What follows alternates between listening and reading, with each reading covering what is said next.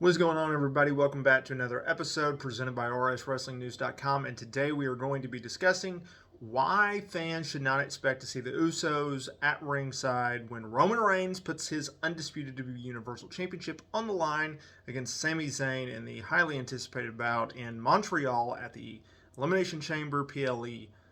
And so, look, Sami Zayn obviously turned on the bloodline at the Royal Rumble because Reigns wanted him to continue the beatdown of Kevin Owens, and Zayn simply just refused to hit his former best friend with a steel chair. Okay, cool.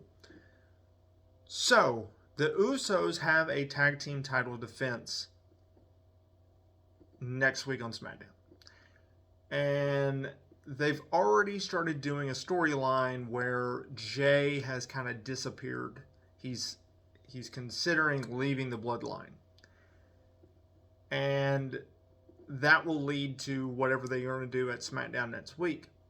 It's possible, though, that we won't hear from Jay until after the Elimination Chamber event, which takes place on February 18th. And here's why. So look, the Usos, they've had a history of DUIs, all right? And because of that, Jimmy and Jay could potentially not be allowed to go to Montreal, Canada. And that means they won't be part of Roman Reigns' backup along with Solo Sikoa. And here's why. Canada takes DUIs very seriously. More seriously than the United States does. And so this may explain why Jay is off of television right now. The plan is for them to defend their championships at WrestleMania. So keep Jay off of television. You could do some storyline where, like, Jimmy was told by Roman, go get your brother, right? Because they've already teased that, hey man, Jay's not returning Jimmy's phone calls. What's going on here?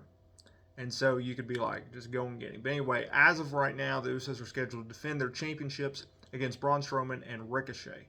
And Jimmy has told Roman that he believes that he'll be there. So it'll be interesting.